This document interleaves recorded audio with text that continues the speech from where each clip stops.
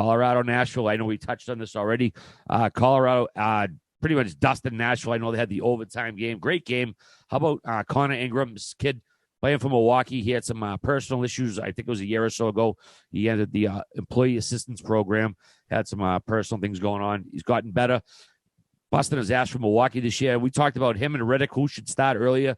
You know, Riddick, he didn't have a great year. I'm not surprised that, I should say I am surprised that Hines didn't go at Ingram earlier in the series, but the guy was great second game, but Nashville simply overmatched Biz. They just can't fucking. It's very unfair what happened. It's very unfair that Saros couldn't play. Yeah. It's just such a kick in the dick. Like a wasted season.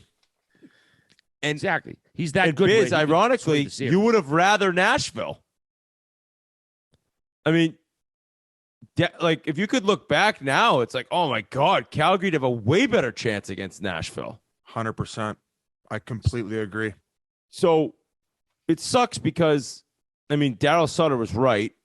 Whoever gets Colorado, it's going to be a nice little 8-day postseason, which I'm assuming they close it out on Monday night. But it's a real bummer for Preds fans and Preds players even more so because they grinded and they had a great season and they had probably a guy who's going to be up for the Vezina, and to lose him, that was the only chance they had of even winning a game or two, let alone an upset. So it's kind of, you feel bad saying it, but this series was over the minute Saros was out. Yeah, it definitely sucks that they had that wasted effort from Ingram in game 2. Great game. I know we've been bitching about some of these blowouts and how big the spreads have been. At least they kept one close. And I even thought game 3 was very entertaining, at least till for a while it was. Yeah, at least till the third period.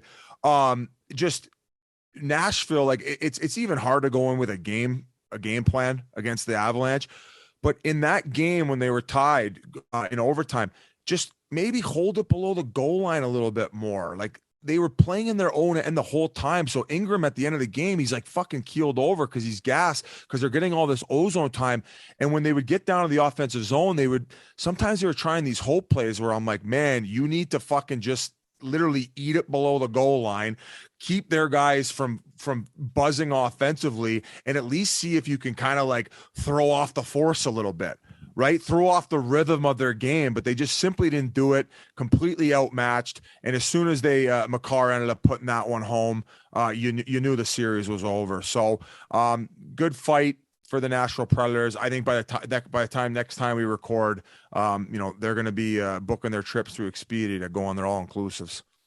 What a machine Nathan McKinnon is in the playoffs too. Talk about up in your game and just seeing a guy who just, you could tell this season he is, and we saw the press conference after the Vegas loss last year.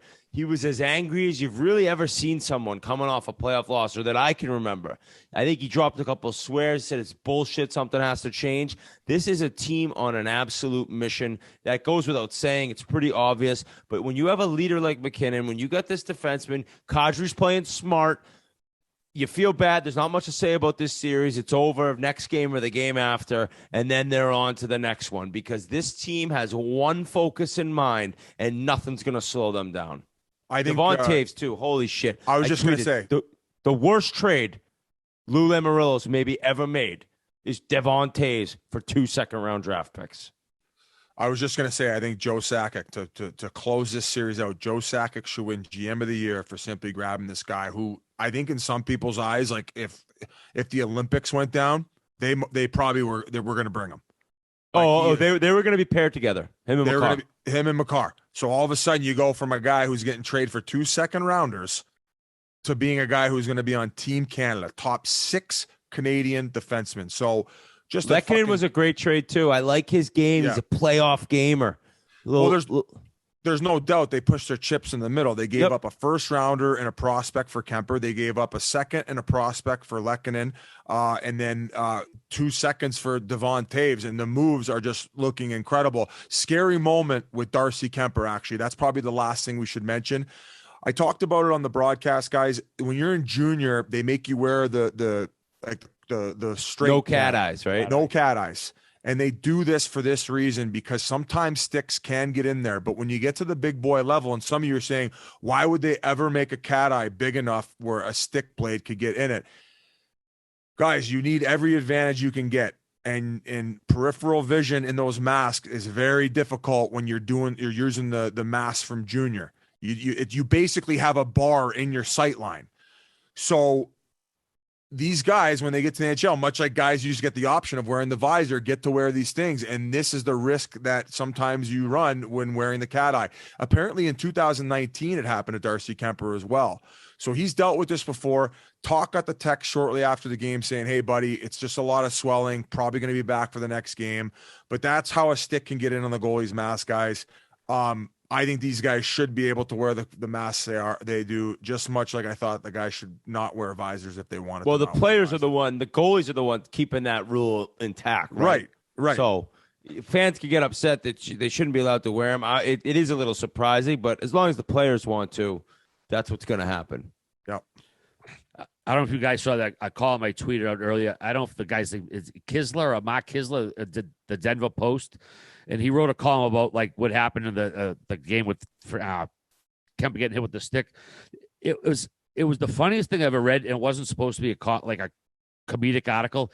He was basically calling the Predators like Peaky Blinders, the way they like played the game. These goons and these thugs, and what it's like, dude, does this guy like even cover hockey? It was so bad it was fucking funny. Obviously, you guys didn't fucking read it, but it's like, dude, like the guy was an accident. Like oh yeah, blatant accident. He didn't try to poke the guys out. He acted like they were trying to murder these guys and they stink and they're trying to kill him. I was like, dude, how? Like, no wonder why fucking newspapers are dying if this is the type of shit they're putting out.